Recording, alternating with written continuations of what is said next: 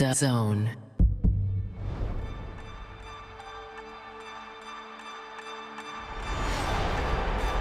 DAZN is the home of boxing, with over 150 live fights a year. This fight has lived up to expectations.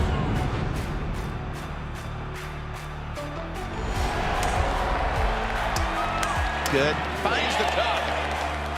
He's walking it, he's looking, he's begging, and it worked.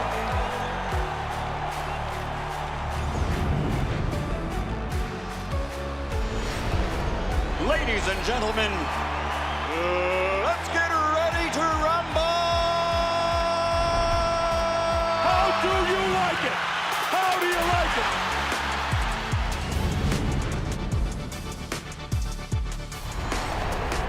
That is unbelievable. These guys will be legends in their own country, but also in the international basketball world forever.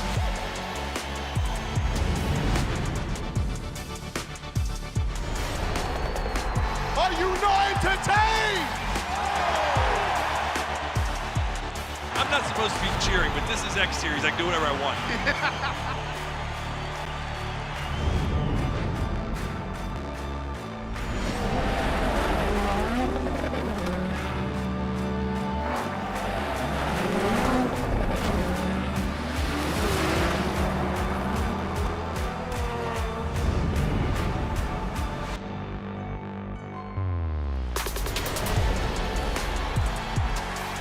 It all comes down to tonight. Don't miss the biggest night in MMA. PFL is more than a fight. Catching up on any NFL game is easier than ever before. Looking to the end zone for the win! Oh my gosh, one of the great games you'll ever see.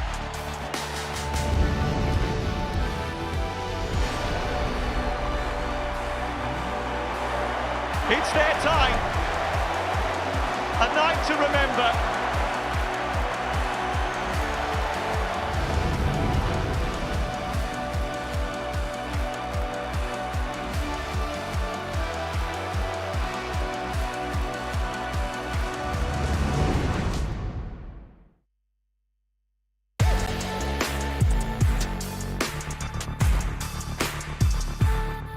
Boxing on DAZN. Sponsored by William Hill.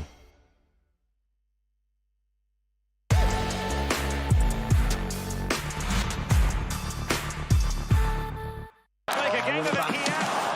Penalty. Oh, if one man's going to miss. Here we go. Te l'avevo promesso. Intense pressure. One shot! Oh, not again, love. That is unreal. Here we go. Absolute perfection.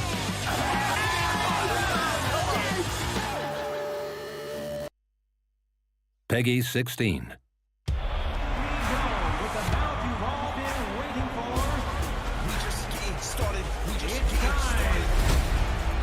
Oh my word, what a shot! Incredible action! What an atmosphere it is!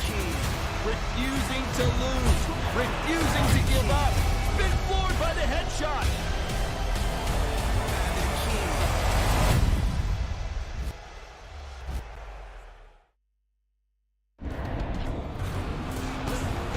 Fight Night on DAZN, brought to you by that prize guy. The following program is recommended for those 16 and over, as it contains sporting violence, possible bad language, and flashing imagery.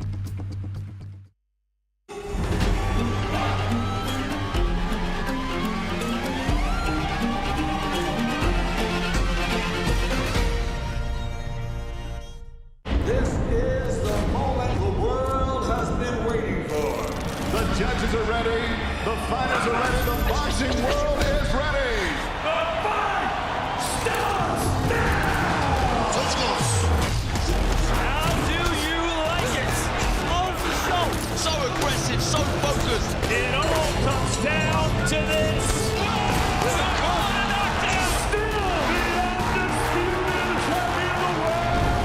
Fight night, only on DAZN. People, I can't believe it's happening. We are here. We are one sleep away from the best light heavyweight showdown we've seen in a very, very long time. Today is weighing day.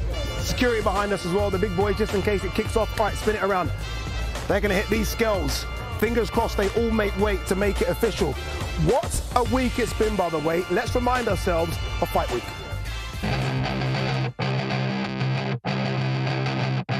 Two incredible undefeated champions for all of the marbles in the sport of boxing. The undisputed dream.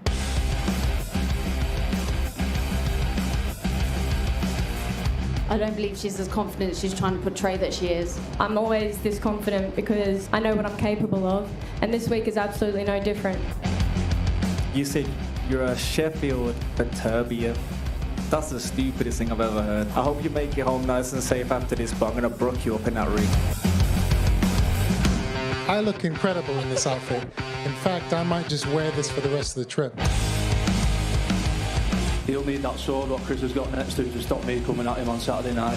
The talking's nearly over and it's almost time, to land them gloves on Fabio. And my desire and my hunger to become the British champion is as big as ever.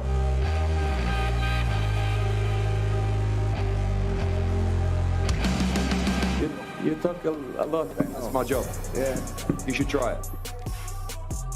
Wow, Eddie Hearn on point there. Look, one sleep away, one day away from a fight that a lot of people in the trade thought couldn't happen. It does happen. Artur Beterbiev versus Dmitry Bivol. We're going to make it official today because today is weigh-in day from the Cube here in Riyadh, Saudi Arabia. I have replaced Barry Jones and Darren Barker just for a few minutes with Frank Warren and Eddie Hearn, Queensbury and Matchroom. Frank, what did you whisper to Camille Zaramata there? I saw a little opening package and I said, if he knocks him out, I'll give him a 50 grand bonus. That'll inspire him. That's good. So that's we want to see a good fight, don't we? He's an underdog, and let's get the best out of him. Indeed, indeed. You know, one thing that both of you have said, and to be fair, all the promoters have said it and managers, that a lot of these events, a lot of these fights wouldn't happen without the influence of Turkey, without the influence of Riyadh season. Some would say you guys have always put on big events and big shows.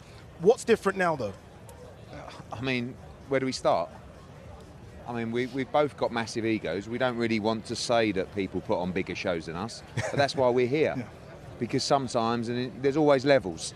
Is it the purses? Is it? It's everything. The undercard? I mean, you only have to look around everywhere you are. It's the promotion, it's the investment for the build-up, it's the undercard, it's the main events, it's the promos. Yeah. I mean, you know, this is what's taken us back. You know, this is the reason why we have aligned our companies with the path and the strategy of Riyadh season, because we believe in it. We think it's changing the sport. We think it's outstanding for the sport. Our fighters are benefiting. Our businesses are benefiting. The fans are benefiting. We're struggling really to find a disadvantage or a negative about what we're seeing in our sport right now. Sorry, Frank. One last one, Eddie, to you before we go to Frank. You've promoted Dmitry Bivol for years, right? How long have you tried to make this Beterbiev fight, and would it have been possible without Riyadh season to make this fight? So, we've been looking at this fight for the last 3 years, really. He's been unifying, he's had mandatories, Beterbiev. But the issue with this fight is, it's a real fight fans fight. And what that means is commercially, it's not as big as Canelo against Bivol or, you know, so therefore, the fighters sometimes don't receive the purses they deserve for a fight of this magnitude. This is a generational great fight. This is a fight, the best light heavyweight fight for decades. But what happens here is His Excellency is investing in the fight. He's giving the fighters what they deserve in terms of the financial reward. And would this fight have happened? Maybe. But what happened was it happened instantly. That's the difference, isn't it? And it happened in 24 hours. And they got paid more Exactly, money. Of course. Oh, I mean, you know, what they're receiving out here compared to what they could have generated perhaps in the US is substantial. And they deserve it, by the way, because it truly is one of the very special fights of our sport. Frank, you've been a part of this from the very beginning. Fury and Garnu, I was over here for that Battle of the Baddest. Did you expect, I mean, could you dream that it would have been this in the last 12 months? We are standing in Riyadh season, in the world's capital of boxing. It's taken over from everywhere, Vegas and everywhere. That's what's happened in the space of a year, all these great fights. And what we got on Saturday is one of the fights, as Eddie's saying, what is it, a couple of decades, maybe 20, 22, 23 years, whatever it may be, since the last unification fight between two undefeated fighters. One has a record, 20 fights, 20 knockouts. The other one's undefeated, 23 fights undefeated. Great styles that will make a great fight. And the last time we had a unification, all the belts on the line, was Tyson against Usyk. And look what a fight that was. And here we've got another one. This is outstanding. And these fights certainly would not be happening if it weren't for His Excellency, Riyadh season, and the investment that's been made into the sport. It's just amazing. What is happening here now is has set an agenda, set a scene for the future as well, because it doesn't end on Saturday night, it continues. You look what's coming up, the Latino fight in November, you go to the 21st of December, the rematch. Next year we're announcing, well, he's already let the cat out of the bag, we've got another 5v5. So that's going to be something special again. And it just goes on and on and on. And if you're a fight fan, how can you not like that? Yeah, no, honestly, it's an incredible schedule. And there was a time when we thought Riyadh season was from October to March, and it continued, didn't it, with Wembley and LA. You mentioned Fury. Obviously, Tyson Fury takes on Alexander Usyk December 21st. We got the announcement of the undercard, and it's Matchroom and Queensbury, isn't it, this one? Some really good fights.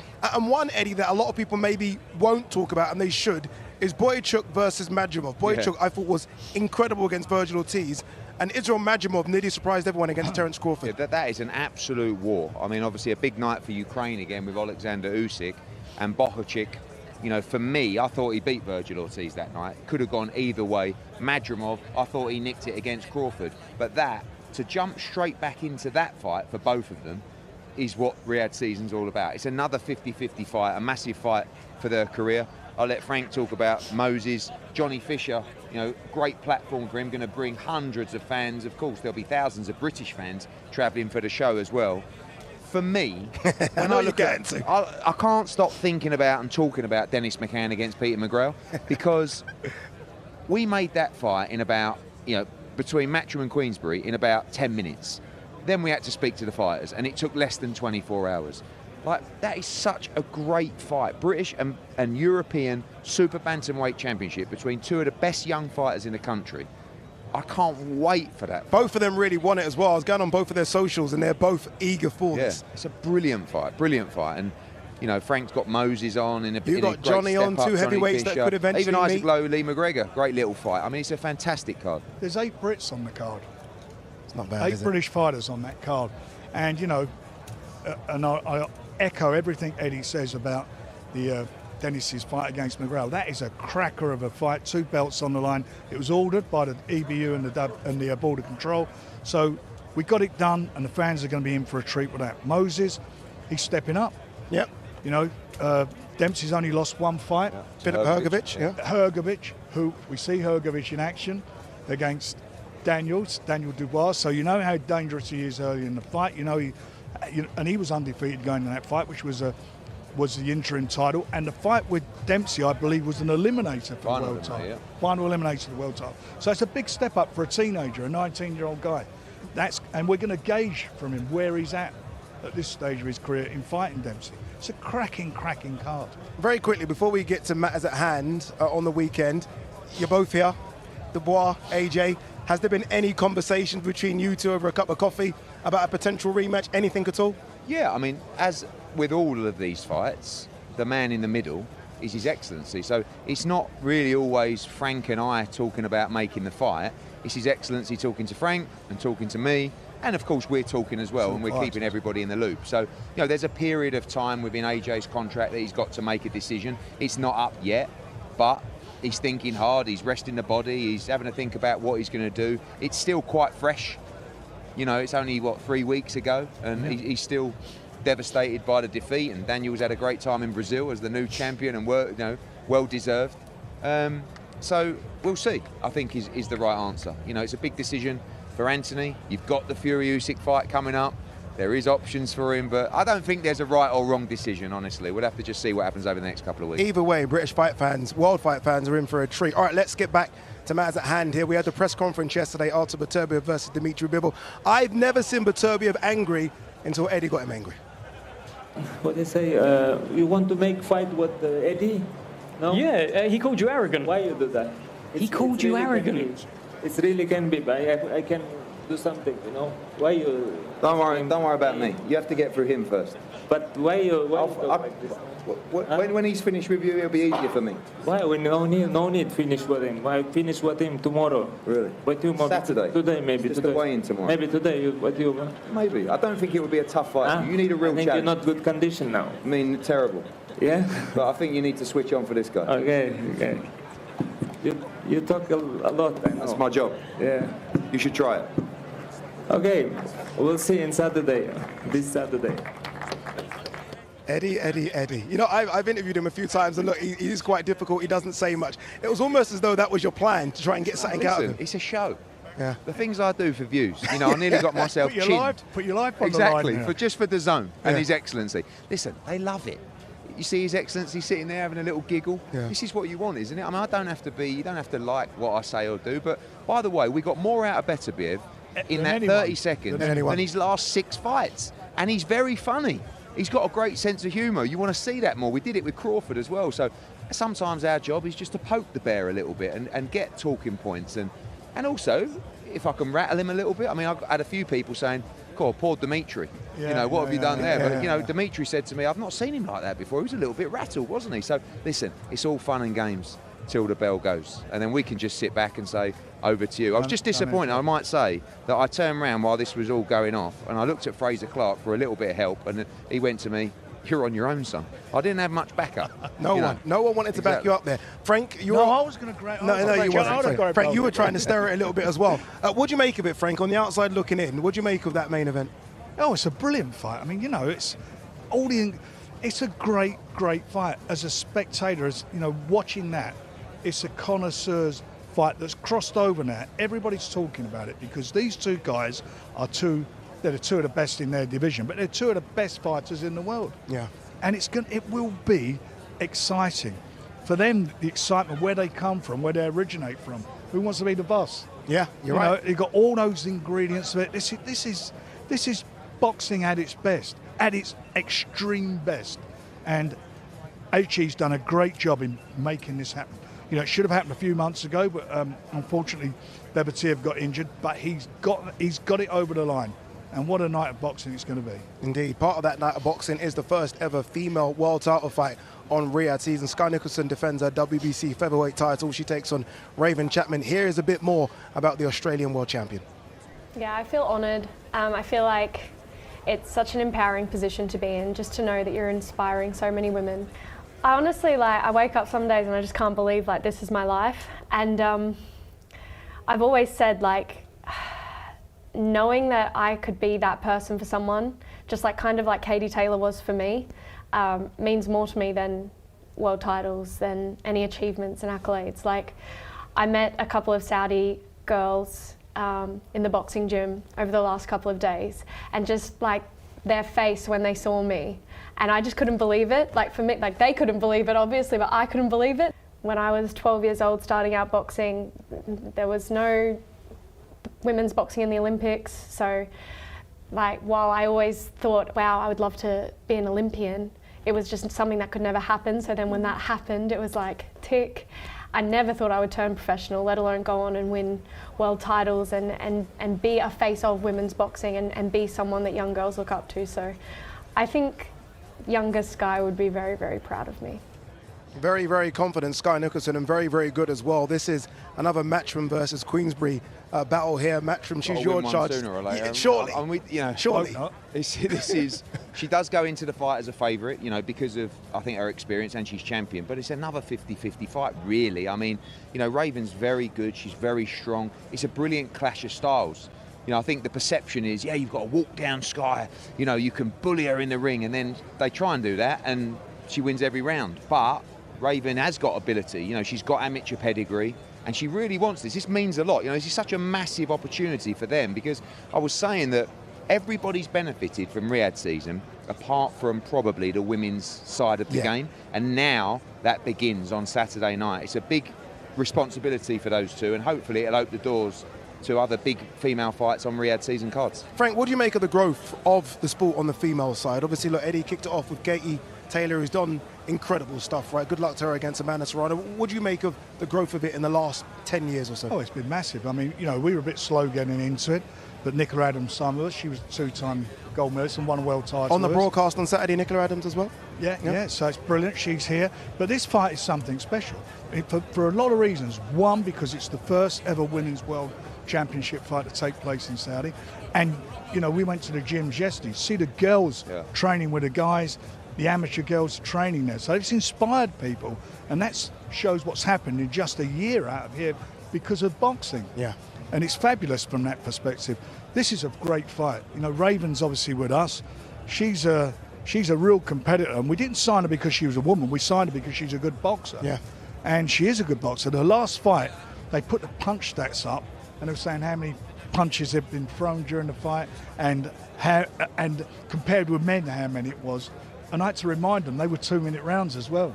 She's all action, so this is going to be, you know, a really, really good fight. You know, Sky's a marvellous fighter. She's done it at every level. So for me, if you're going to have a women's title fight here in Riyadh season, the very first one, you couldn't have got a better one than this. Yeah, what a moment for both ladies. Frank Warren, Eddie Hearn, thank you very, very much. Chris Eubank Jr., the Enigma, is on the card as well. He takes on Kamil Zaramata. There he is, Attire and Swore. I thought this was going to take Eddie's eye out for one stage. Close. There was one, it was very, very close. I think it was tactical. He tried his thing, didn't he? Liam Smith has shared the ring twice with Chris Eubank Jr., and he's downstairs with Olivia Bazaglo.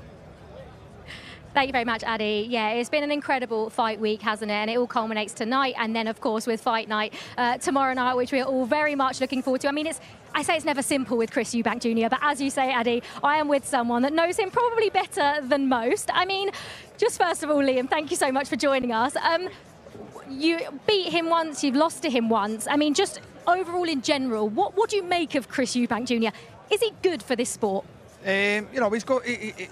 It's what you take. Some people are going to like him, some people are going to hate him, but, you know, take my rivalry aside from him, he's a character in boxing. Like I say, like him or hate him. There was an incident today with him and Conor Benn, obviously in the Fighters Hotel. They came face to face. Chris Eubank Jr. wasn't happy with the way that Conor Benn approached him. What did you make of that? What's your opinion on it? My opinion on it is just, it's getting a little bit boring from my point of view. I'm not that type of character. It's been going on for years now.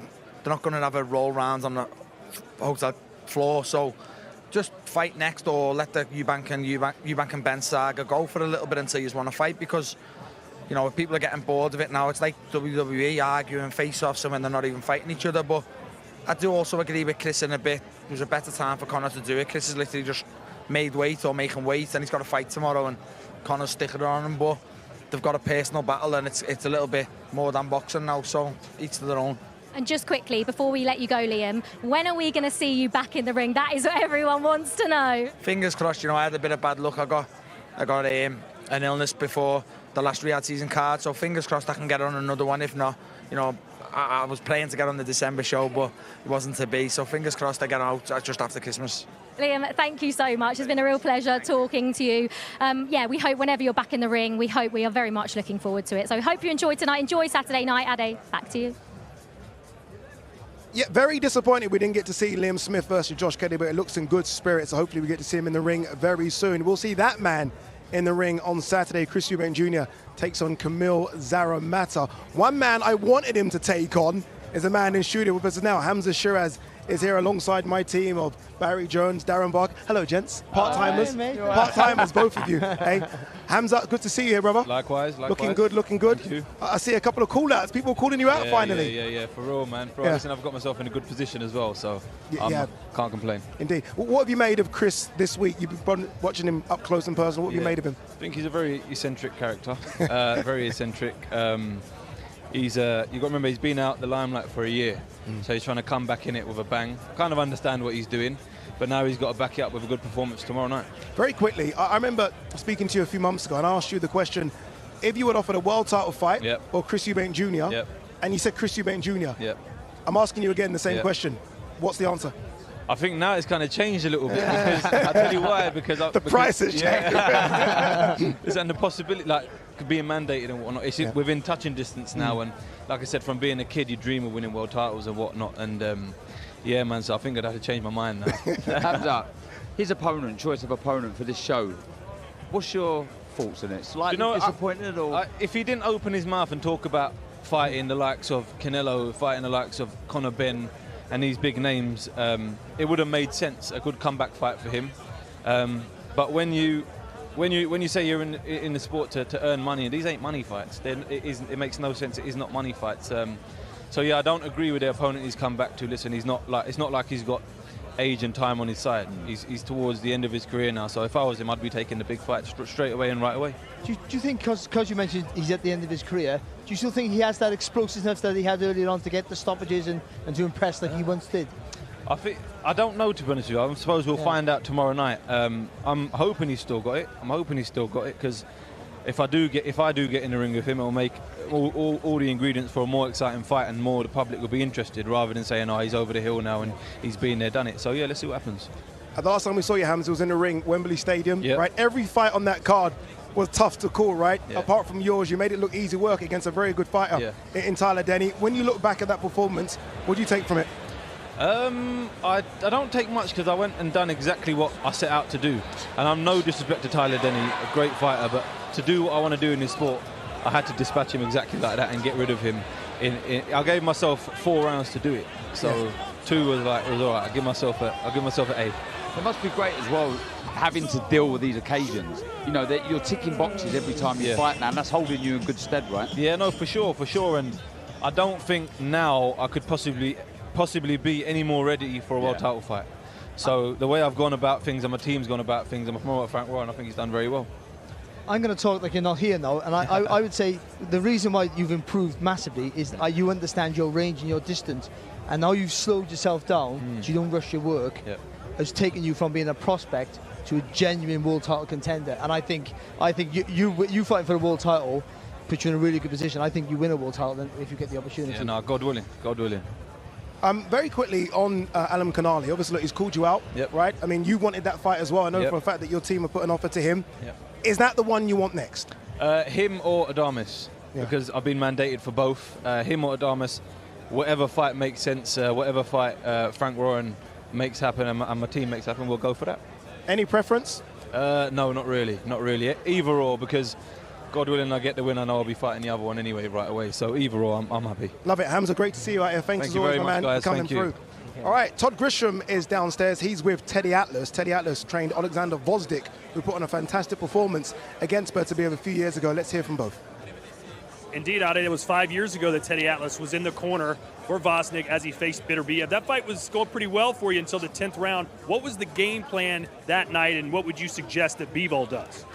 You can't just run on him. You know, I've heard people say, you know, just take off, use your legs. Yeah, you got to use your legs. You got to control space, distance. No doubt about that. You don't want to lay in front of him.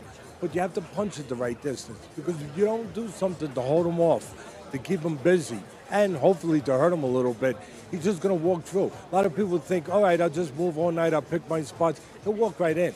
So the trick is to kind of tiger claw a little bit. What I mean by that is not just on your toes moving, but set, where you punch, but you always set the punch. So you make him earn his way in, and then you break it off to the sides. Obviously, you want to set traps. You want to see if you can get him to bite a little bit. But you know what? He's not only a seek and destroy,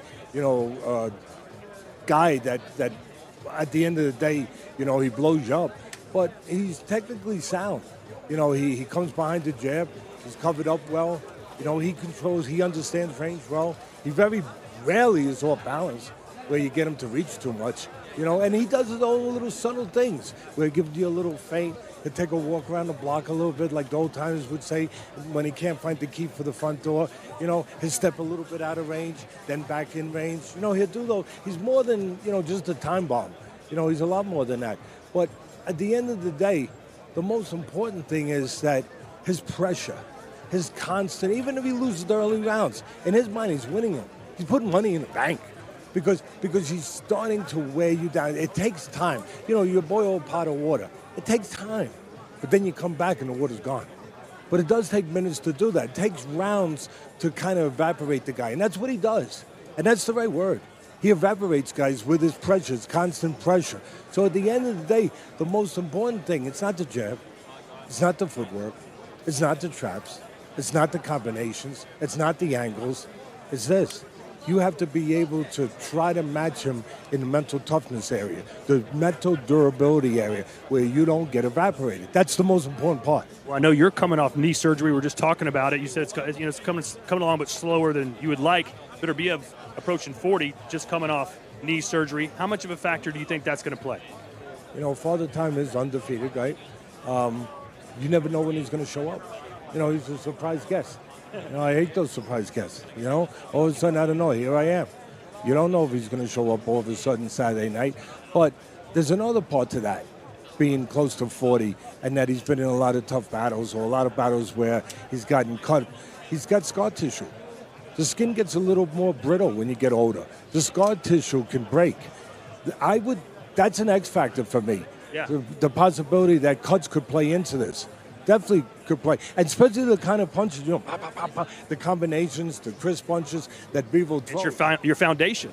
It can cut, it can help. Those kind of punches can slice and dice. And so I wouldn't be shocked if cuts came into play. And then, of course, there's one other X factor, the referee. Is it going to be a referee that's going to allow Beterbiev? You know, he's not exactly a lover of the Queensberry of Marcus rules. No, listen, I'm not saying he's this, he's that. I have nothing but respect for the man. I mean, the man is a destroyer, and he lives by a code, a warrior's code. And he comes from a region of the world that inspires that breeds that, and there's no doubt about it. But he gets in there, you know, he don't care where he hits you. If he misses it back here. Hey, watch out now. Watch out. Come on now, Teddy. Easy. All right. We're glad you're here. Godspeed with your recovery with your knees, and we'll send it back to you. Thank you very much, Todd. It's great to hear from Teddy Atlas, one of the best voices in the sport. All right, we are moments away from the weigh-in for undefeated versus undefeated to become undisputed.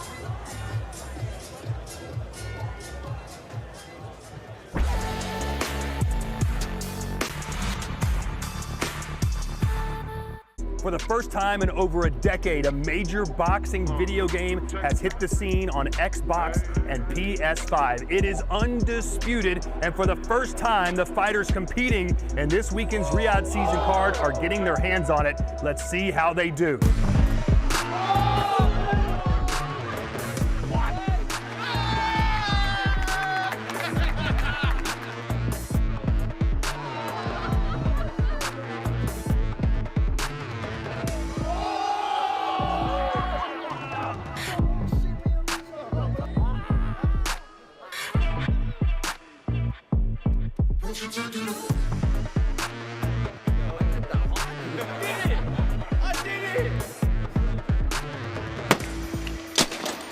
So the verdict is in, ladies and gentlemen. What do the fighters think about Undisputed? I'd say it's a smashing success.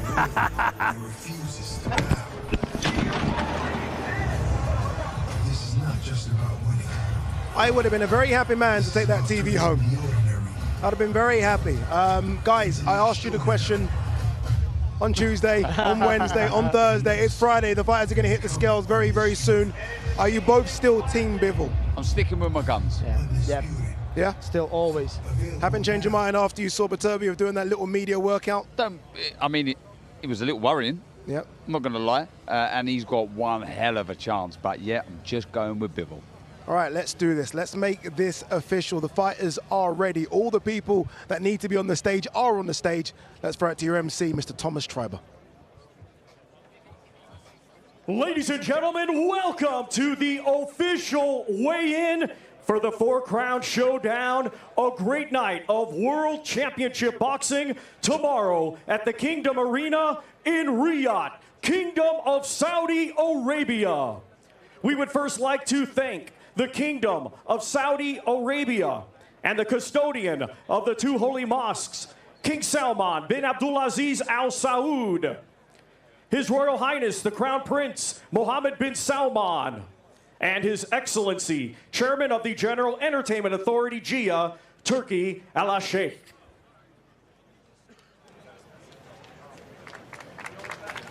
This great event is being brought to you by Riyadh Season and the General Entertainment Authority GIA, with Frank Warren for Queensberry Promotions, Bob Arum for Top Rank Incorporated, Eddie Hearn for Matchroom Boxing, Gold Star Promotions, Boxer, World of Boxing, and Sella, along with their great sponsors: Saudi Tourism Authority, Saudi National Bank, STC, Dr. Suleiman Al Habib Medical Group, Saudia Airlines, New Muraba Development Company, and Lucid Motors. A big thanks to those great sponsors. This great event will be shown in the UK and worldwide on DAZN, in the UK on TNT Sports Box Office and Sky Sports Box Office, and in the United States, the main event exclusively shown on ESPN+. Let's now get the weigh-in process started. Our first two fighters competing tomorrow in a scheduled 4-round international super welterweight contest. Let's first welcome a native of Culiacan, Sinaloa, Mexico, now fighting out of Bratislava, Slovakia. He is a veteran of 61 professional bouts. Let's welcome Cristian Lopez Flores.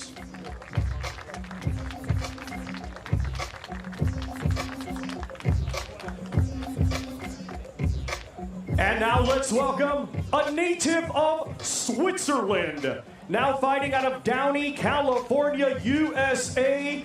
Tomorrow, making his professional boxing debut, here is Marco Maric.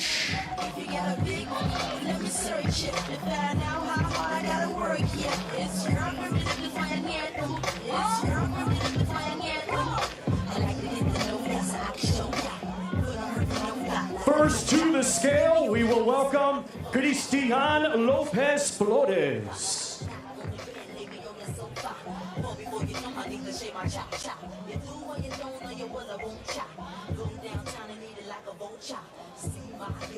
$151.9 for Cristian Lopez Flores. Now to the scale, Marco Maric.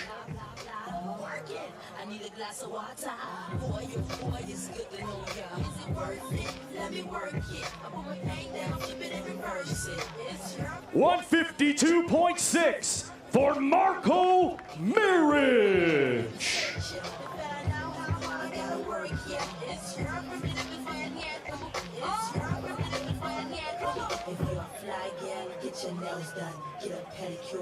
Once again, these two competing tomorrow in a scheduled 4-round international super welterweight contest.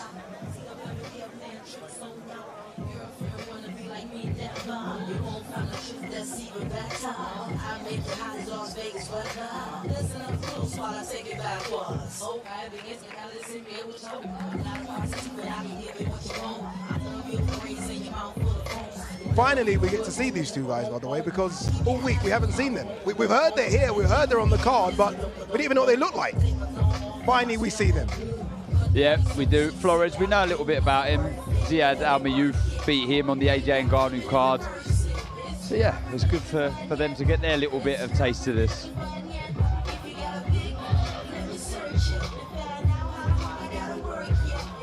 Let's continue. Our next two fighters competing tomorrow in a scheduled 4-round international lightweight contest. Let's welcome, coming to us from Sucre, Colombia, his professional record, 3 wins with 2 defeats. Here is Jesus Gonzalez.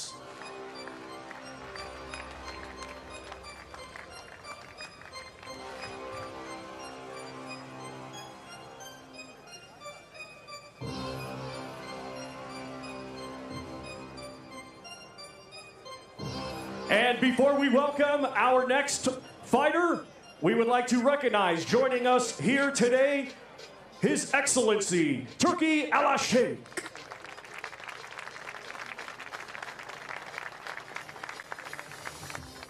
Now let's welcome from Riyadh, Kingdom of Saudi Arabia, making his professional debut, Mighty Mohammed Al-Akel.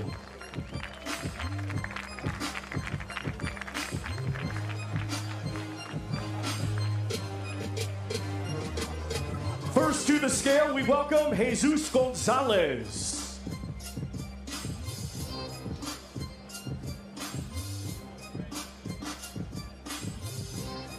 131.6 for Jesus Gonzalez. Now to the scale, Mohamed Alakel.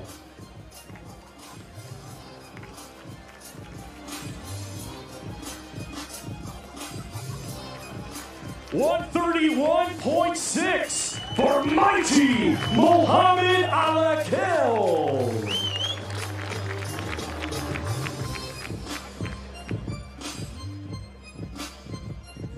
Once again, ladies and gentlemen, these two competing tomorrow in a scheduled 4-round international lightweight contest. What a moment, Barry, from Mohamed Alakel. Obviously, look, born in Riyadh, Saudi Arabia, representing the country. I mean, this is something special for him that he's going to remember forever, whatever happens. Yeah, it is. It is how he controls his emotions now, which is very important because it's a big stage. He's up against a guy with a winning record, so that's an ambitious, to be honest, an ambitious debut. But I think they would know who they're up against, and I'm sure he'll go away with a convincing victory.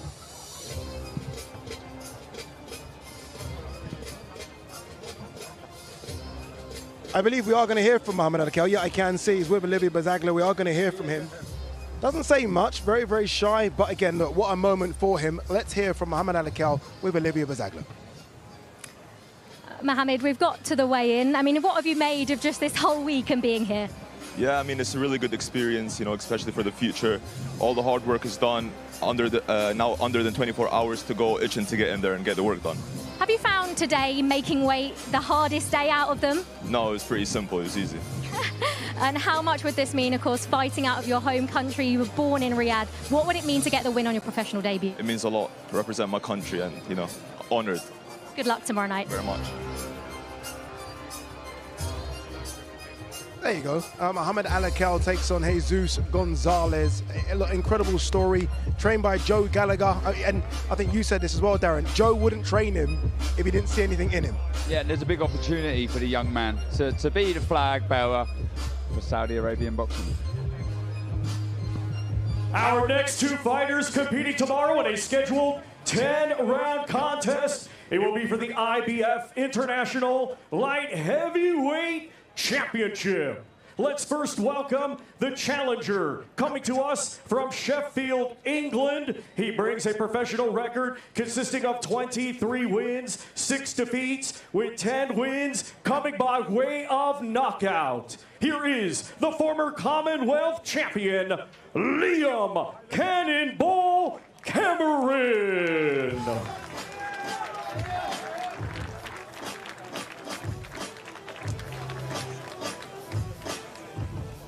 And now let's welcome the defending champion from Darlaston, West Midlands, England.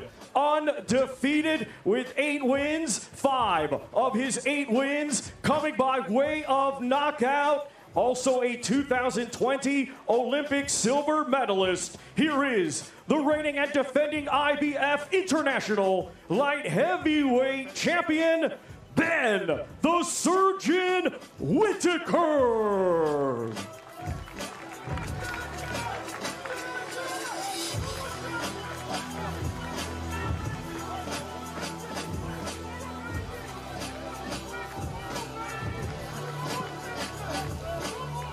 First to the scale, we welcome the challenger, Liam Cameron.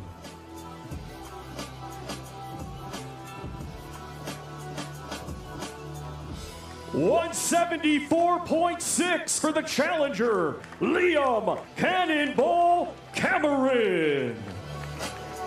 Now to the scale, the defending champion, Ben Whitaker.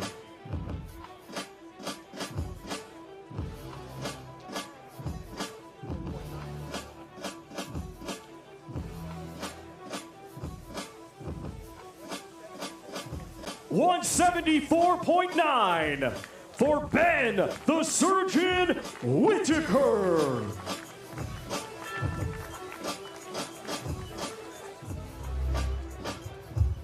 Looking forward to this one. I don't mind a fight that has a little heat. And this one got a little heated, Barry, at the press conference yesterday. Yeah, well, Ben Whittaker's a supreme confident athlete, you know, and he likes to do his talk, and you know how much he showboats in the ring. But Liam Cameron is a no-nonsense fighter, and he won't stand for it. Really confident for where he's come from and what he's come back from as well to produce some good performances, even in defeat. You'll fancy you can unsettle Ben Whittaker, who's I think a real world-class talent, but still untested at a higher level. This is a real step up here for Whittaker, but if he's as good as we think he's going to be, Darren, this should be a good night, an easy night for him. I like this fight, Barry. A good clash of styles, the incredible backstory of Liam Cameron, the exciting talent that is Ben Whittaker, the future very bright for this young man, but he is in a real fight with a hungry opponent in Liam Cameron. We know he's hungry. Is he good enough? That's the question to compete with Ben Whittaker. We're going to find out tomorrow night. Ben Whittaker in incredible shape. So is Liam Cameron. And they're still talking. They're still yapping, these two. Ben Whittaker's good for boxing because he's a polarising character. He does his talk. We all know him. He's a lovely guy, you know, behind the scenes. But his character, you know, in fight time, is this brash, arrogant guy who can play with everyone he boxes, and he does that. He expresses himself in that way. So he's a very, very man-like fighter. But I think it works for him. You know, he transcends the sport, and he might be a future star. I love it. When you talk the talk, you have to walk the walk, and let's see if Ben Whittaker can walk the walk tomorrow. We are going to hear from both fighters. Ben Whittaker is going to be joined by Libba Bazaglo, and Todd Grisham's going to speak to Liam Cameron. I like it, I really do. Let's hear from Ben Whittaker. Let's hear from Liam Cameron. He's with Todd Grisham.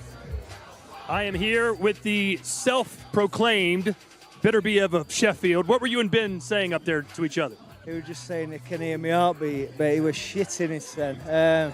Do you know what? The talking's done. I'm not a talker. Ben's the talker, I'm not. You know, it was 18 months ago. You were battling with demons. You were in the back of an ambulance. You thought you might die. You said you were going to turn your life over to boxing, and look where you are right now. What does being here mean to you? Oh, it's everything. Ben thinks I'm scared of him. I've been way worse than that. Well, I wish you luck. Thank you very much. Let's send it over to Liv. Thank you very much, Todd. I mean, Ben, Liam just said there to Todd that he thinks you were scared as you were facing up, looking at him face to face. I think the perfect thing was on. I ain't never scared. You know what I mean? When you work the way I work, preparate the way I preparate, there's no reason to be scared, especially when the Lord's on my side. What was being said between you two up there? I can see that heart beating out his chest, but at the end of the day, the work's done, the talking's done. It's go time tomorrow. And what have you got planned then for the next 24 hours before this big fight? Go back to the hotel, play a bit of Uno. Love Uno. What can I say? Then whoop that boy tomorrow. That's how we're going. Thank you very much. Good luck, Ben. Thank you very much.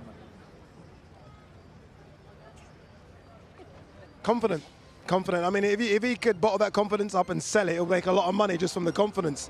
But again, he has to deliver tomorrow, and I guess you put pressure on yourself when you talk that much, but I like it. I like it a lot. Yes, it's a lot of self-belief. I tell you what, if you could bottle up his talent, you can sell that for fortunes. You know, he's got both. It's now about delivering on the big stage. Our next two fighters competing tomorrow in a scheduled 10-round contest. It will be for the Women's WBC Featherweight Championship of the World. Let's first welcome the challenger, coming to us from High Wycombe, England, bringing an undefeated record with 9 wins. 2 of her 9 wins coming by way of knockout. She is the current Women's WBC International Featherweight Champion, the Omen, Raven Chapman.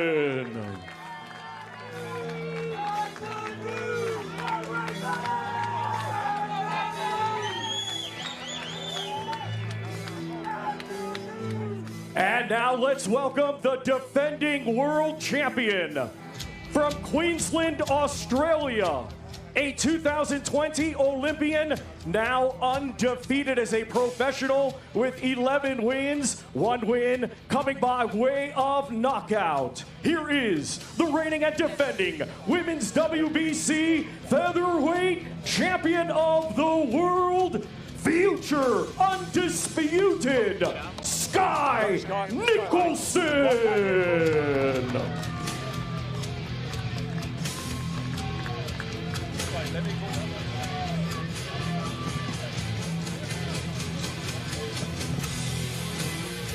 Let's first welcome to the scale the challenger, Raven Chapman.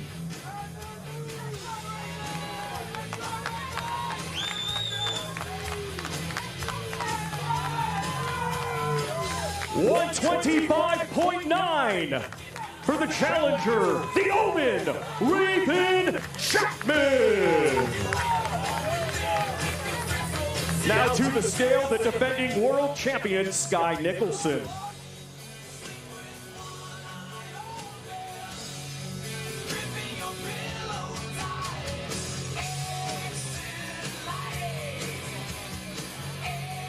The same as her opponent, 125.9 for the defending world champion, future undisputed Sky Nicholson.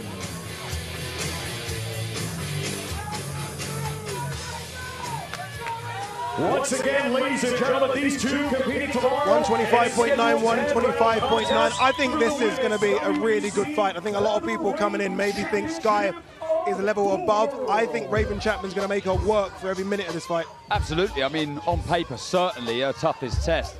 She's very energetic, very busy, very capable, but Sky on her day, very, very tough to beat. So disciplined. She does her. It's down to Raven Chapman to get in that fight early, grab the fight by the scruff of the neck, and really make Sky work for every second of every round. How does she use her physicality, Barry? You see Raven there, physically looks the stronger of the two. How does she use it on the night? It's the feet. You got to try and feint to draw something out of Sky and then jump on it. It's very important, as Darren said. If she don't start fast and Sky Nicholson gets into a rhythm, it's very hard to get out of that. All right, let's hear it from both fighters, starting with the challenger, Raven Chapman. She's with Todd Grisham. There we are. This isn't just a normal fight, Raven. This is the first ever female world championship bout in Saudi Arabia. How does it feel for you to be making history?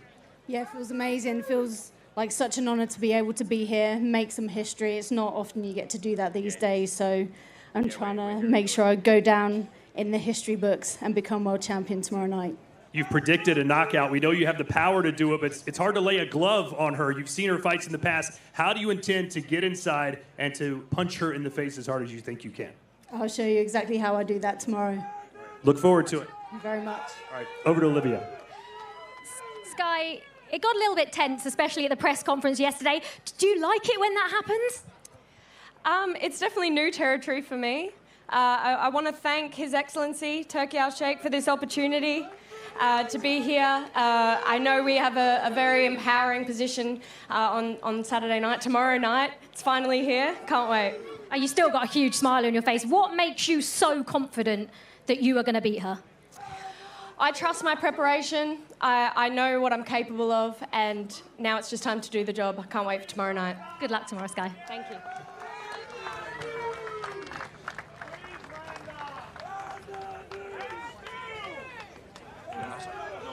It's a good one, isn't it? Should be a good fight. WBC featherweight title up for grabs. Sky Nicholson taking on Raven Chapman. By the way, the crowd has swelled here, and it's sort of built up throughout the days, hasn't it? I mean, there are people outside that can't get in. I mean, it shows that people are really starting to get behind this undisputed light heavyweight title fight. And even more so, I think boxing here in Riyadh is really starting to grow. It's capturing the imagination of the tourists here, but more importantly, you know, the citizens that live here. You can see it's building, it's growing, and yeah, I can understand why, because this is special.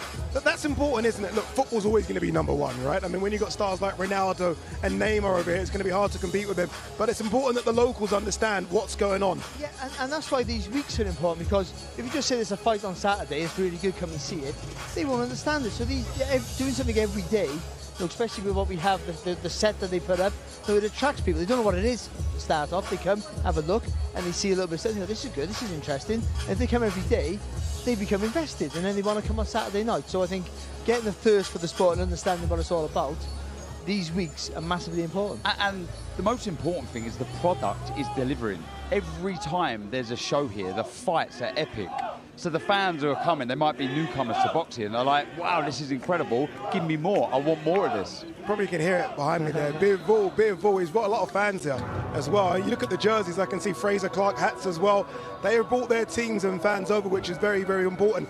Also very important is the fact that we've got a first women's world title fight here. Yeah. How significant is that, Barry? It's massive. You know, we've had a women's fight before in Saudi Arabia, but obviously in Jeddah. But having a women's world title fight and stylistically a good clash, I think that's important. If it's a fight that's a one-sided affair, then and also a tippy-tappy affair, it's not going to be great because they picked a real good dance partner for Sky Nicholson and Raven Chapman who will give it all, make Nicholson work hard, and that'll give an appetite for people who want to see it again. It's very, very important. So it wasn't just having the fight, it was picking the right people for that, and I think they've done that. Just to separate and get both of your opinions on this, there's been a lot of talk about potential doing 10 threes for world title fights or 12 twos. Would you do 12 twos for world title fights? Not 3 minutes, I don't think that would work, but would you do 12 twos very quickly? Yeah, I think so. Yeah, I'd experiment with it. Yeah? I think it'll make sense. All right, I think we're ready now to continue with the weigh-in, so let's kick it off. Let's throw it back downstairs to your MC, Mr. Thomas Treiber. Our next two fighters competing tomorrow in a scheduled 12-round contest. It will be for the vacant IBO Middleweight Championship of the World. Let's first welcome, coming to us from Białystok, Poland. He brings a professional record consisting of 25 wins, 2 defeats, 2 draws, with 8 wins coming by way of knockout. He is a former world title challenger, Kamil Szeremeta.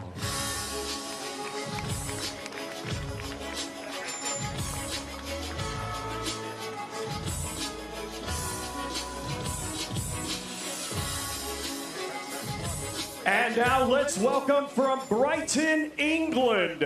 His professional record, 33 wins, 3 defeats, with 24 of his 33 wins coming by way of knockout. He is a former British champion and former IBO super middleweight world champion. Here is Chris Eubank Jr.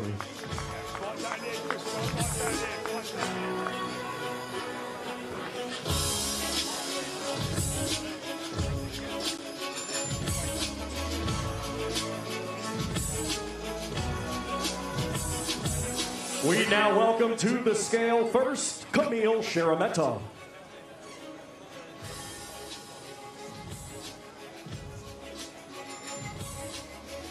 $159.12 for Kamil Szeremeta. And now to the scale, Chris Eubank Jr.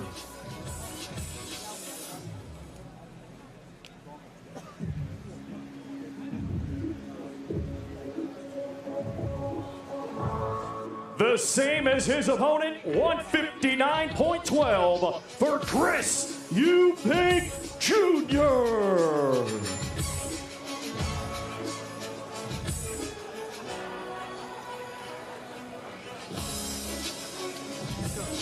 These two competing tomorrow in a scheduled 12-round contest for the vacant IBO Middleweight Championship of the World.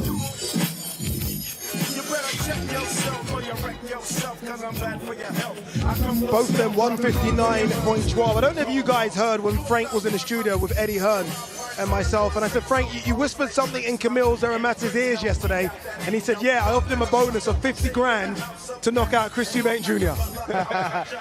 He's obviously not a fan. That might make the fight a little bit more spicy because it's on paper, it's a one-sided fight. But this is a fight, though. He needed a comeback fight like this, Eubank, and he's been on for a long time. It's important, though. The win is, we think, a given, but we're not sure. But it's important that he performs. If he underperforms and just gets scraped over the line, there's a lot of questions to be asked.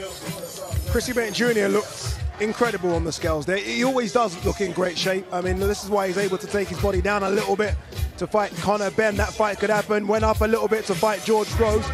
I think we are going to hear from Chris Eubank. He's going to speak to Olivia, but as Chris does, he takes his time. No one rushes Chris. No one whatsoever. He's great for the sport, isn't he, Barry? But you talked about Ben Whittaker earlier, and Eubank Jr. is very much that Marmite character. You know, he gets into people's skin, but he's such a strong-willed human. He doesn't care what people think about him. He just goes about his business, and what he says is what he believes. All right, let's hear what he says now. He is still on the stage with Olivia Bazaglo. I mean, Chris has literally just said to me, we're doing an interview, I'm going to take my shirt off. So we've got a shirtless Chris Eubank Jr. Chris, you've embraced this culture all of this week. Just tell me what Fight Week has been like for you. It's been a roller coaster, but it's been fun. It's been, the wake up went well. The interviews went well. The press conferences went well. Everything's gone perfect. Now all I have to do is get in that ring and do what I've been preparing to do my whole life, which is take guys apart in style. I was going to say, it's not just about winning, but making a statement tomorrow night. It's about looking sexy. That's it. That's all I got to do. And just finally, I have to ask you about the Conor Benn incident. From your point of view, what happened today? From my point of view, that little insect is a coward. He waited until I was cutting weight, dehydrated, and malnourished to come and step to me. And he showed his true colors. But at the end of the day, I'm not worried about Conor Benn. I'm not thinking about that guy. I got to go out there and I got to deal with this tough opponent in Kamil Szeremeta. After I've dealt with Kamil, Conor's next. Good luck tomorrow night, Chris. Thank you. Well, there you go. I was going to ask the question, what next if he does get past Kamil Szeremeta? I think we've already been told now, potentially, and I guess, look, there are still a couple of hurdles to get over. Potentially, we are going to see Conor Benn versus Chris Eubank Jr. at 160 pounds, I'm guessing. Yeah, it's got to happen, I think. It needs to be put to bed. The rivalry, the bad blood needs to end, and it only ends when you get in the ring and you compete. It's a fight I'm all in for. Yeah, Kamil Szeremeta first, though, for Chris Eubank Jr. Maybe Conor Benn next. Our next two fighters competing tomorrow in a scheduled 12-round contest. It will be for the IBF Cruiserweight Championship of the World. Let's first welcome the challenger coming to us from Manchester, England. He brings a professional record consisting of 22 wins, 2 defeats, with 12 wins coming by way of knockout. He is the current EBU European and Commonwealth Cruiserweight Champion, Jack One Smack Massey.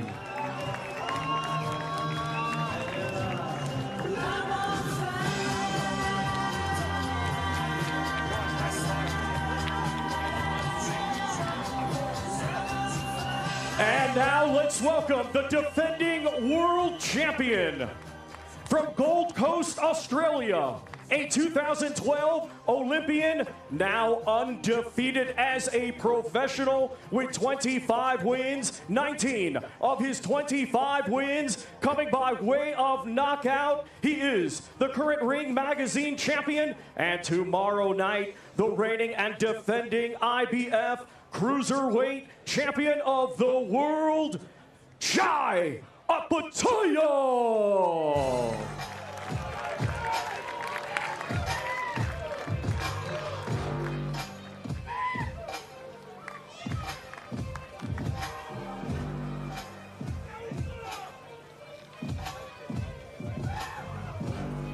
Let's now welcome to the scale the challenger, Jack Massey.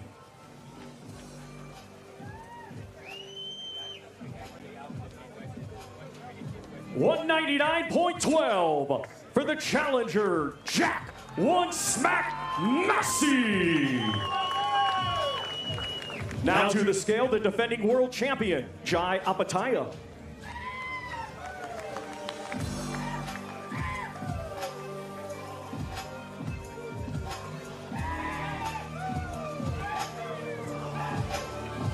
$198.9 for the defending world champion, Jai Opetaia.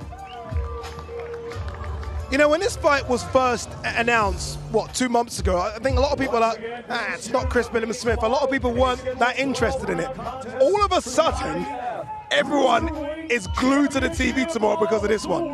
I think it's a really good fight. People who think Jack Massey's just going to be blown over are going to be mistaken. Opetaia has the ability to do that, let's not forget it. But also, Massey's a really good, well-structured fighter. He's tough, He showed that against Joseph Parker, of course. He's technically quite good, and he's massive for the weight. So Opataya, who's admitted now he's going to go back to the boxing and trying to be a destroyer, I think, he's going to have his work. He's going to take him time if he can break Massey down. I think this goes the distance. I love this fight. Yeah. I really, really like this fight. You've got the reigning champion looking to push on to massive things, move up in weight. You've got Jack Massey looking to realise a dream of becoming a world champion. He truly believes in himself. So does this man. Looks so destructive. Brilliant fight. It is a brilliant fight. Let's hear it from both fighters, starting with the challenger, Jack Massey. He's on stage with Todd Grisham. I'm here with One Smack Jack. A lot of hype, obviously, around Jai Opataya. Are you buying that? Is he as good as everyone seems to think he is? We'll see on Saturday night. Tomorrow, that'll tell. Yeah. So what's it going to take to beat him? What do you have to do? Just have to be myself and get in there and fight. You know, that fire burning in my belly, that's going to give me the push and just do what I do best. You saw in his last fight, he struggled in the championship rounds. He seemed to run out of gas. If it does go to rounds 11 and 12, how prepared are you to step up there and finish it? I always finish strong. Every fight I finish strong, and I'm going to be there. I'm going to drag him into deep waters, and that's where I'm going to get him. I'm going to punish him. Can't wait to see it. Good luck to you. Thank you very much. All right, Liv? Thanks, Todd. Jai, I mean, did you hear what Jack said there? He thinks by getting in the ring, being himself is enough to beat you. Do you think that's enough to beat you? Man, I'm pumped. I'm ready to put on a show. We've done the trenches. We've been in the hard work. I'm ready to go to war. He says if it gets to the latter rounds, that's where he's going to get you. Yeah, we'll see, man. Skills pay the bills. You know what I mean? Everyone wants to be a tough guy, but skills pay the bills. I mean, it has been pretty respectful between you two. The belt is there, but it's more than just a belt. It's about taking that belt home to your daughter, isn't it? It is. It's for our families. And I see the look in his eyes. He's got that same hunger, so it's going to be a good fight. Good luck on Saturday night. Thank you very much. Potentially, maybe, a future pound-for-pound fighter there in Jai Opataya. These are the challenges that he needs to get through in order to jump into that conversation. This is like I said yesterday, this is a semi-final of such, because you got Ramirez versus Bill and Smith, obviously next month, and you would hope that then they're on a collision course. I gotta say though, when Olivia was talking to Jai Opataya, his eyes were saying, "Get away from me." You would see in his eyes just tell a story that I want to fight now. That's the menacing. That's the thing that we've all been wary of him. He was a real fighter to have. But as he's been mentioning all week, skills pay the bills. He's going to go back to what really got him to a world title shot, and that was his boxing ability, not just the raw aggression. All right, it is a couple of big boys up next. Remember, it is the British heavyweight title fight. They're ready, as is our MC, Mr. Thomas Triber. Our next two fighters competing tomorrow in a rematch. It is scheduled for 12 rounds, and it will be for the British Commonwealth and WBA International Heavyweight Championships. Let's first welcome the challenger, coming to us from Burton-on-Trent, Staffordshire, England. A 2020 Olympic bronze medalist, now undefeated as a professional with 8 wins, 1 draw, 6 of his 8 wins coming by way of knockout. Here is Fraser, the Eraser Clark.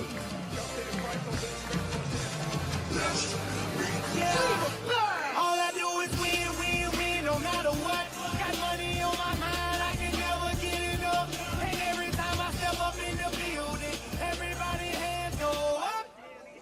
And now let's welcome the defending champion from Ipswich, England, bringing an undefeated record with 17 wins, 1 draw, 16 of his 17 wins coming by way of knockout. He is the reigning and defending British, Commonwealth, and WBA International Heavyweight Champion, Fabio Wardley.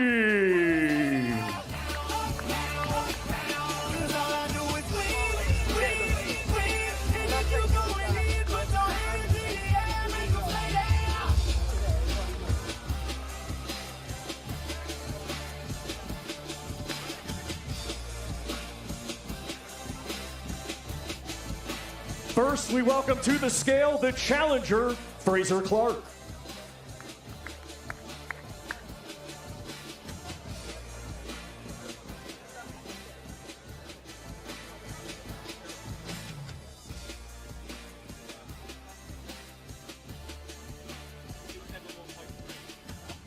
171.3 for the challenger, Fraser the Eraser Clark. Now to the scale, the defending champion, Fabio Wardley.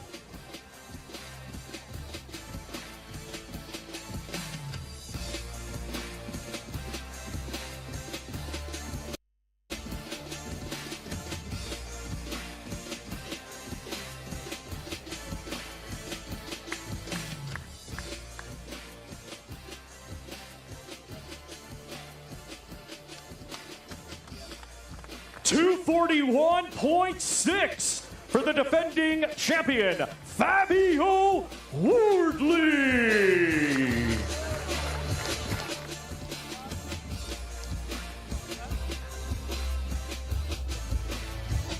£30 difference there between the champion, Fabio Wardley, who came in at 241 pounds, and you heard Fraser Clark's weight there, 271 pounds. I think, Barry, that as many people that are split about Beterbiev and Bivol are as split about Fraser Clark and Fabio Wardley. People can't call it. Absolute ball fest, this fight. Absolute ball fest. It's, I mean, this might steal the show. It's like, if the first fight was just an honour to be at, this is hard to pick because you think Fraser Clark would be able to adapt better in the rematch, but also Wardley has that magic of making you fight his fight from the first minute of the first round. Who makes the correct adjustments from that first fight? Will Fabio Wardley be as aggressive but less reckless? Will Fraser Clark look to mix fire with fire? Will he stick to his boxing? So many variables how this fight could be won and lost. Brilliant, brilliant contest. I don't think Wardley makes any adjustments. Honestly, I don't. I think this is how I fight. Fraser going to go through it again. It's Fraser going to try to make the adjustments, but if he tries to box more, he just invites more pressure off Wardley. So we got to try and get it right. It's a great fight. I love the handshake there. They're almost like there was a handshake of, this is going to hurt. We know it's going to hurt, but let's just try and enjoy it as well, gents. War. Absolute war. It really is. I can see Fabio Wardley already ready to speak to Erlebe Bazagla, but we are going to go to Todd Grisham and Fraser Clark first. Fraser getting his shot, and I can see. It's just, you know, I've said the winner of this has got an argument to get into the top 15 world rankings. How far off are they? Yeah, I think they're about right. I think they're still a way off a box for the world title. Yeah. But they'll get to that and then start picking off the fringe contenders. I think, you know, and in the heavyweight division, you know, your rise is quite rapid. We know that. So a couple more wins and you're there. All right, let's hear from the challenger, Fraser Clark. He's with Todd Grisham. All right, Big Fraser, your fight earlier this year, a Fight of the Year candidate. What's the build-up to this fight been compared to that fight? It's been a good build-up. You know, I think two good characters, me and Fabio. We've done what we can out here to promote the fight. We've talked question after question after question, and now it's time to do the business, get in there and actually fight. Do you expect this to be a barn burner beat down like it was last fight, or do you think this will be more definitive in your favor? It's definitely going to be more definitive in my favor, but this is a fight, mate, no mistake about it. There's a lot of professional rivalry here. He wants to win, I want to win. There can only be one, and I'm going to give it my absolute all to make sure I go home with them titles. You said in one of your previous interviews, it comes down to who's improved the most. What will we see in the ring tomorrow night that you will show us that you've improved? You have to wait and see for that one, my friend. I can't give all the secrets away. No secrets. Sorry. No chance. Well, best of luck to you, Big Fraser. Okay, let's send it over to Olivia. Thank you very much. I mean, no secrets on Fraser. What are we going to see change from your game in particular, Fabio, from that first fight? Yeah, look, me and the team we've looked through the tape a lot of times, and there's some minor adjustments to make. I felt like I had a lot of success with the way I fought that first fight and the way it went. So, yeah, there's going to be some adjustments, but look, with me, you know what you're going to get, entertainment, and I'm not going to be on the biggest stage at one of the biggest events and on one of the biggest cards and not deliver. So Saturday night is going to be fantastic. I mean, you mentioned one of the biggest fight cards, one of the biggest fights, Riyadh season. What have you made of all of this? Yeah, look, it just gets bigger and bigger and bigger. I said yesterday at the presser that I was privileged enough to be at the opening of Riyadh season the first time year on, and like I say, we're a year on now, and it just gets bigger and bigger, and the lights, the camera, the stage, it gets more and more grandiose. So again, I'm just honoured and privileged to be here, and I'm looking forward to the main event as well. I think everyone else is looking forward to your fight especially and the main event. Thank you so much, Fabio. Good luck. Thank you.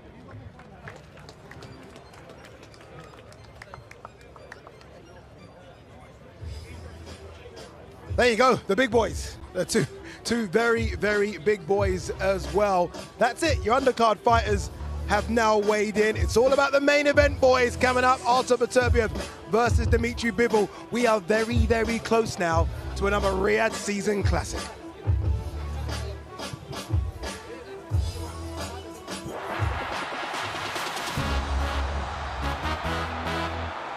Everything about this event spells big time and the potential impact on both sports, boxing and mixed martial arts. It's that first punch that lands dictates who's going to win.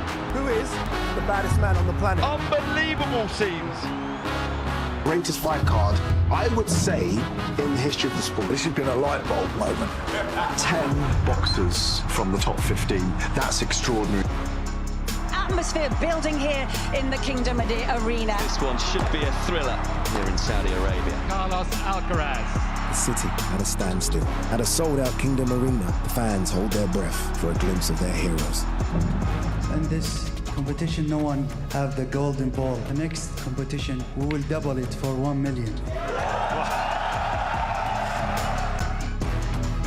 Anthony Joshua, Francis Ngannou, it's Godzilla against King Kong. Yes, it's a perfect matchup for a great fight. It is lights out! Wow! Anthony Joshua! When I've got through with the rabbit, then we go down for AJ.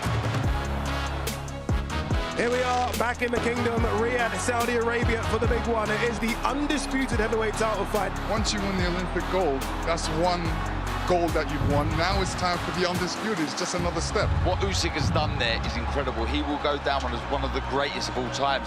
We're back in Riyadh, Saudi Arabia. It is the home of big-time boxing. We're ripping up the traditional boxing script. And we're doing something different, promoter versus promoter. This is our first Riyadh season event international. Your first one in America, in LA. The crowd like it. Are we coming back? Yeah, of course. Yeah, of course. The highest attendance ever for a British boxing event. Are you not entertained? Are you not entertained? One more time, do a good fight, yes? People, go!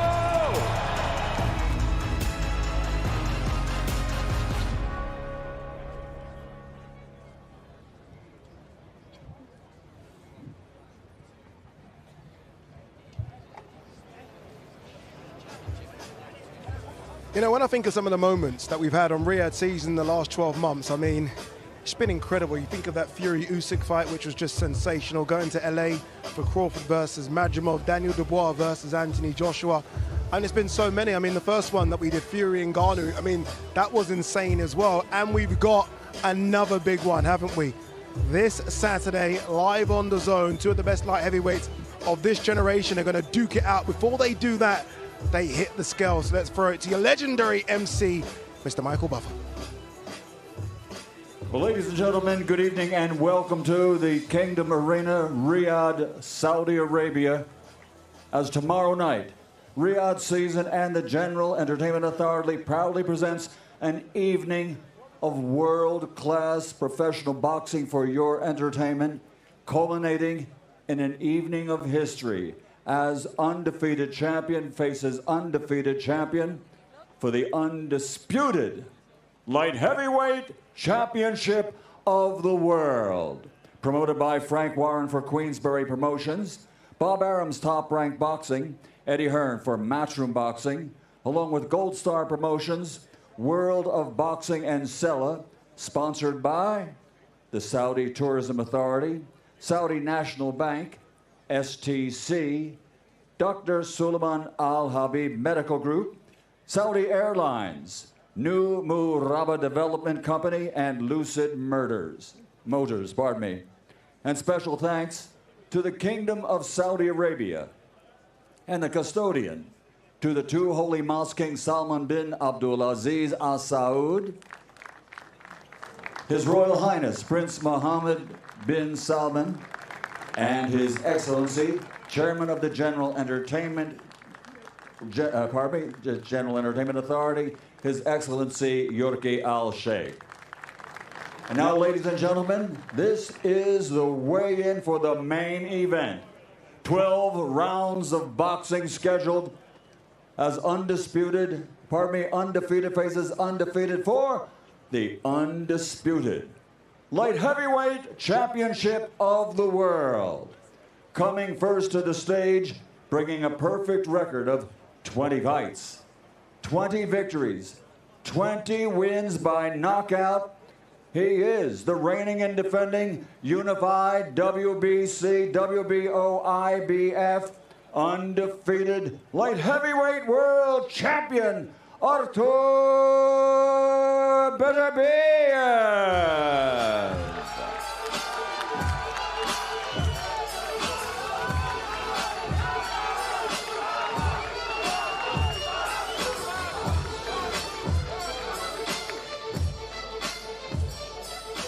And now let's welcome his opponent. Also an unblemished professional boxing record of 23 fights, 23 victories, 12 big wins by knockout. He's the reigning, defending, unified WBA, IBO, undefeated, light heavyweight world champion, Dmitry Bivol.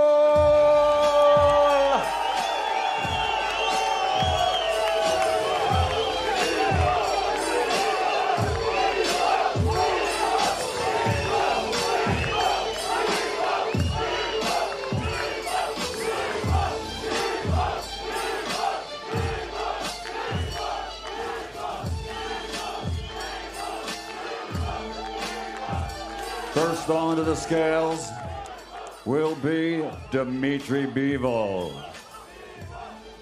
representing the WBA and the IBO, undefeated as a professional in 23 fights, 23 victories, 12 wins by knockout. On the scales, the undefeated Dmitry Bivol, 174.12 pounds. Next onto the scales, his record, a perfect one. 20 fights, 20 victories, 20 big wins by knockout. The unified WBC, WBO, IBF, undefeated light heavyweight world champion, Artur Beterbiev.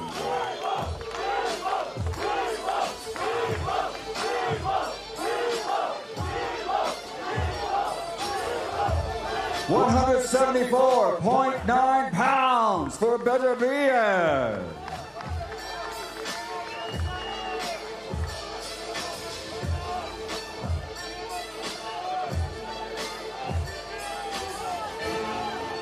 And ladies and gentlemen, as we prepare for the final face-off before they step into the ring, please welcome to the stage His Excellency, Chairman of the General Entertainment Authority, Turki Al-Sheikh.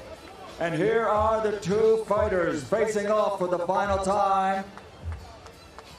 Here we go.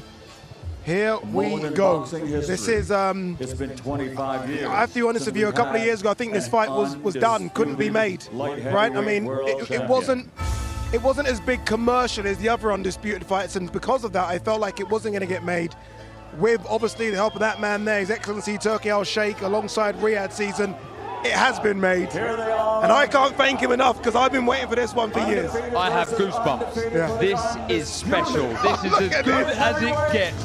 Two of the finest boxers in world boxing, locking horns for all the marbles.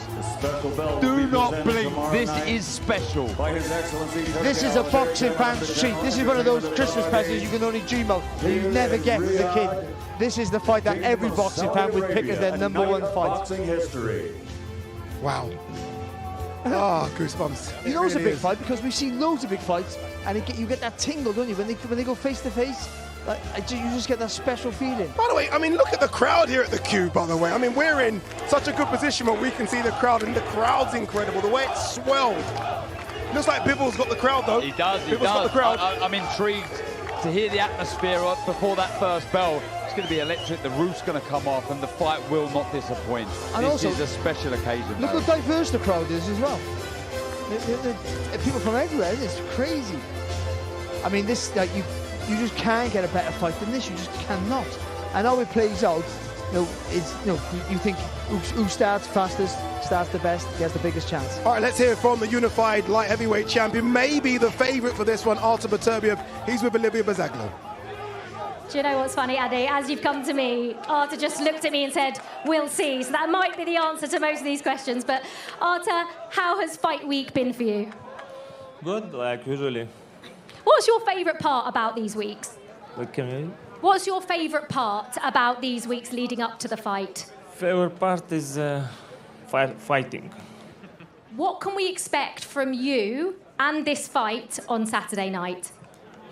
Like I said, we'll see.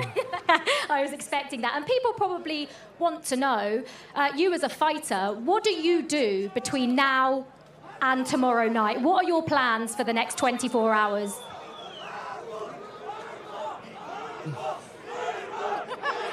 Be quiet and getting ready to fight. Artur, thank you so much. Good luck on Saturday night. Thank you very much. I am here with the other unified light heavyweight champion of the world, Dmitry Bivol. Correct me if I'm wrong. I don't know if I've ever seen you this relaxed before a fight, and yet it's the biggest fight of your life. Why are you so chill right now? I'm always like this.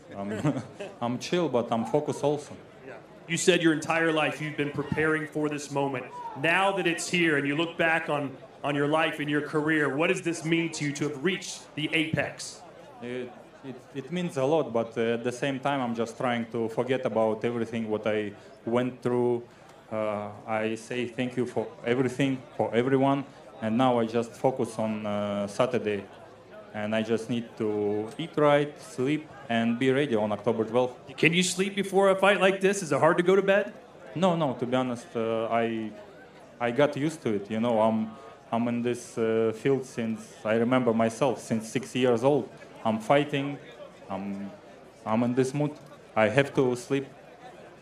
A lot of fighters say they treat every opponent the same.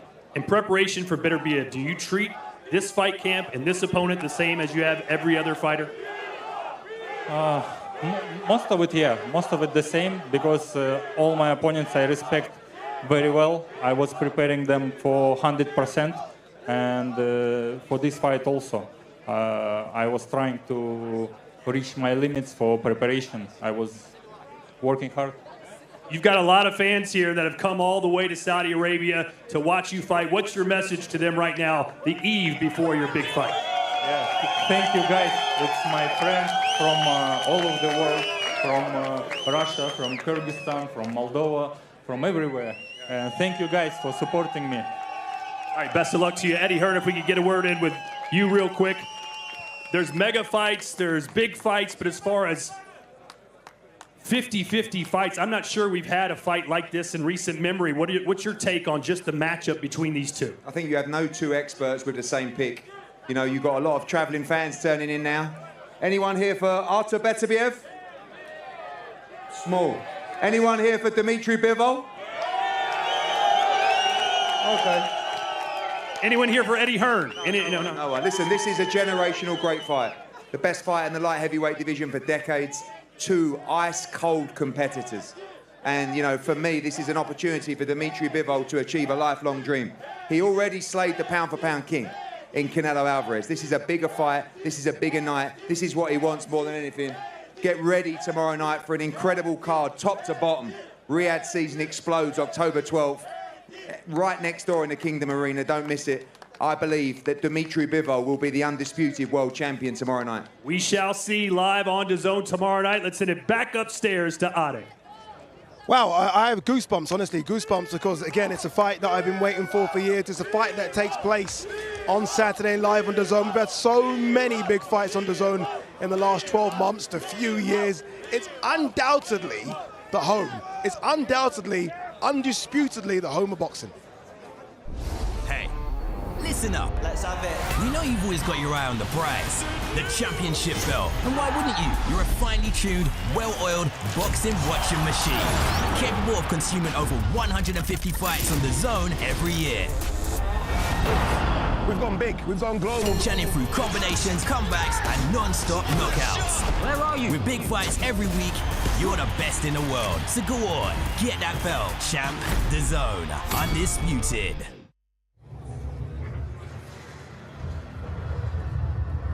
There you go. All done. That's it, isn't it, really? Like this is it. Just like that.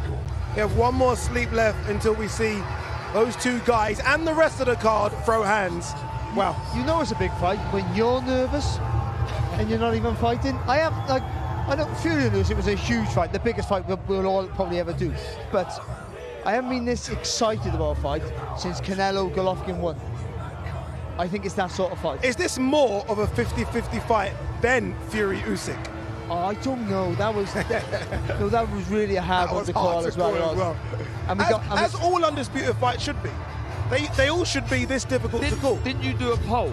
And wasn't it like a couple of thousand and it was dead 50-50? Dead 50-50. 50-50, incredible. And I can see why. Both exceptional fighters. Both have a great opportunity to win this with the skills that they possess. Very few weaknesses. This is a dream bout. You got to see me and Barry just before that first bell. You'll see us. We'll be going. but more full of excitement. Forget about the skill for a minute, the power and all that sort of stuff. Their temperaments are made for the big fights because they're always calm. I'd like to know what their heart rate is. I bet you it's what they walk around like 50. So it doesn't go up. Yeah. I mean, and that's what makes them so good because whether they're trying to be aggressive or under pressure, they're just level. Have any of you changed your mind yet? No. No? I'm starting to swing. I'm starting to swing. You know what it is? It's me picturing what size Beterbiev is going to be in the ring tomorrow night. I think it's going to be enormous. Yes. I think it's going to be 200 pounds plus. I think he's going to put on a lot of size. But skills pay the bills. All right, let's remind you of what you got coming your way tomorrow. It really is a fantastic fight card. Kicks off with Marco Maric. He takes on Christian Lopez Flores. Then we move to the lightweight division. Mohamed Alakal takes on Jesus Gonzalez. Ben Whittaker, the surgeon, takes on Liam Cameron. Sky Nicholson versus Raven Chapman, the first female world title fight on a Riyadh season card in Saudi Arabia. Chris Eubank Jr. versus Kamil Zaramata. Frank Warren's put 50 grand bonus on the head of Chris Eubank Jr. if Kamil Zaramata can get the job done. Then we move to the cruiserweight division. Jard Bataille takes on Jack Massey. Fabio Wardy versus Fraser Clark, a rematch of, I think, the fight of the year when it comes to British soil back in March. And then what we've been speaking about, not just all week, but for a couple of years, Artur Beterbiev versus Dmitry Bivol for everything at 175 pounds. What do you think, minus the main event, will be the fight of the night? I said this before, I like Liam Cameron, Ben Whittaker. Really? The narrative behind Liam Cameron's backstory, the talent that Ben Whittaker possesses, it could be a real crossroads fight. And there's something in me senses something could happen in that fight. Yourself, quickly? Yeah, I think the Whittaker Cameron fight, just because he's made for him. I think the way Cameron fights is so 100% that I think Whittaker will see the very best of him, and I think that will sell him to a wider audience. Not just the showmanship, he has the minerals to go to the top. Remember, DAZN Riyadh season isn't just about boxing, so many other different sports as well. Tennis, snooker, one of those sports is MMA. Francis Ngannou is back in the octagon. He takes on Renan Ferreira, and the cameras went to Cameroon to find a bit more about the man they call the Predator. J'avais 9 ans et on a dû commencer à travailler à la carrière de sable. Il n'y avait pas d'autre alternative, sinon on aurait fait. Je crois à mes 13 ans, c'est là où j'en suis venu au fait que je devais être boxeur professionnel. C'est une décision que j'ai prise seule. J'ai dû mûrir cette décision pendant des années parce que c'était dur. Il fallait quand même du bol. Quitter le chez-soi sans savoir si on reviendra un jour parce qu'il y en a plusieurs qui sont partis et qui ne sont pas revenus. Et c'est à partir du Niger que les choses commençaient à se compliquer. Ça se compliquait davantage après l'Algérie et le Maroc. Cette partie qui est la plus dangereuse parce que c'est l'étape où on est un peu inconscient des dangers qui nous entourent, des dangers auxquels nous nous exposons. pomper des zodiacs de piscine et poser sur la mer Méditerranée dans l'espoir d'être sauvé par la Croix-Rouge. Et c'est le moment où tu te dis, ok, là j'ai tout perdu, il est hors de question que je rentre, j'avance à tout prix. À plusieurs fois, tu as eu peur pour ta vie. Après, il fallait vivre pour quelque chose ou mourir pour quelque chose. Things that I have done before on the way, I still can't believe it, even though I was the one living there. So it's hard to even explain to somebody and expect him to understand. But at times, you really don't think it was that dangerous. Your life is like battling in between dangerous situation, dramas. So you used to. Yes, Morocco, yes, Africa, there is Europe. And when you get that close, you never come back. It really is an incredible piece. So I've been lucky enough to have seen it already. I got a little sneak preview of it, and it's fascinating. You think you know the Francis Ngannou story, but you don't know everything. And I think this documentary, which is out on the DAZN platforms tomorrow, will let you know a bit more about Francis Ngannou, who's back in the octagon for the first time in a couple of years. He takes on Renan Ferreira October 19th, live on DAZN. It should be a good one. All right. Guys, look at the smile. Look at the smiles. Can we look at those? Christmas come early. The school bed, wake up tomorrow, the school. It's like that, isn't it? Like you go to sleep and wake up. It is Christmas for all of us. It should be Christmas for all of you fight fans as well. Tomorrow, we get to find out who is the best light heavyweight of this generation. Make sure you tune in. All the action gets underway from 6:30. The whole team is out here. Make sure you join us because you do not want to miss this one. Legend tells. At the peak of the highest mountain, there lay dormant for thousands of years a mystical crown with the power to rule all of mankind. Lusted by men, willing to die for its gift, while two emerged undefeated. There could be only one possible outcome.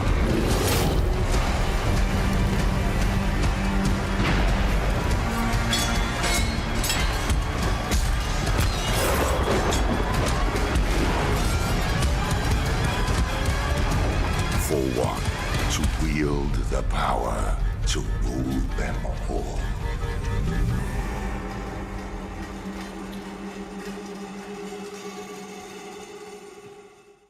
Boxing on DAZN, sponsored by William Hill.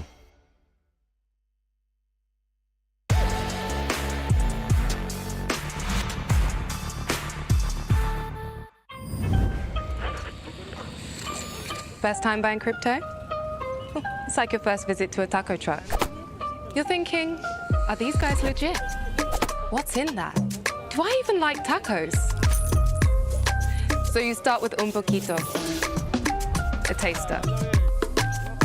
If you like this, we can mix things up. Go off menu. Spicy as you like.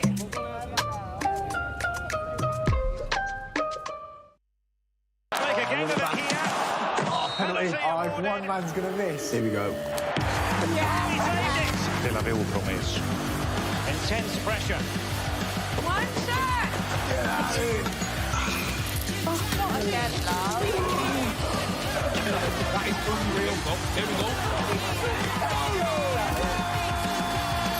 Absolute perfection.